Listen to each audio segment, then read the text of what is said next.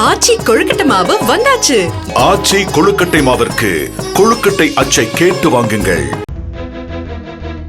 திருச்சியில் பள்ளி விடுதிக்குள் புகுந்து அரசு மருத்துவர் ஒருவர் சிறுமிகளுக்கு பாலியல் தொல்லை அளித்த சம்பவம் அதிர்ச்சியை ஏற்படுத்தியுள்ளது. திருச்சி மேலப்புதூர் அருகே 1 முதல் 5ஆம் வகுப்பு வரை உள்ள தொடக்கப்பள்ளி ஒன்று செயல்பட்டு வருகிறது. இந்த பள்ளியில் மாணவர்கள் தங்கி படிப்பதற்கான விடுதி ஒன்றும் உள்ளது. தொடக்கப்பள்ளியின் தலைமை ஆசிரியராக கிரேசி சகாயராணி என்பவர் இருந்து வந்துள்ளார். இவரது மகன் சாம்சன் அரசு மருத்துவராக பணிபுரிந்து வந்துள்ளார். இந்நிலையில் தொடக்கப்பள்ளியின் விடுதியில் தங்கி படிக்கும் சிறுமிகளுக்கு மருத்துவ பரிசோதனை செய்வதாக கூறி அரசு மருத்துவர் சாம்சனும் தலைமை ஆசிரியர் கிரேசி சகாயராணியும் அடிக்கடி விடுதிக்குள் சென்று வந்ததாக கூறப்படுகிறது.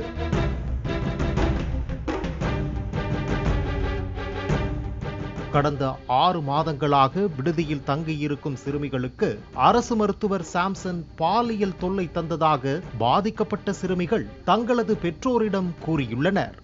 இதனை கேட்டு அதிர்ச்சியடைந்த பெற்றோர் திருச்சி மாவட்ட சமூக நலத்துறை அலுவலரான விஜயலட்சுமிக்கு தகவல் தெரிவித்துள்ளனர்.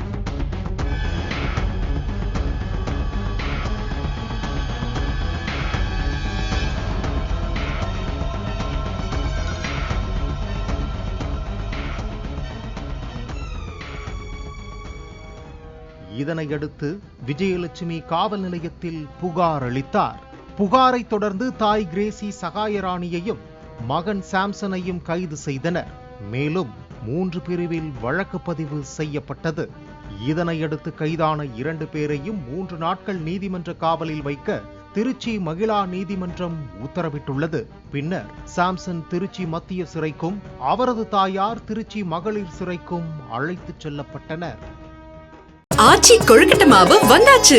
ஆச்சி கொழுக்கட்டை மாவிற்கு கொழுக்கட்டை அச்சை கேட்டு வாங்குங்கள்.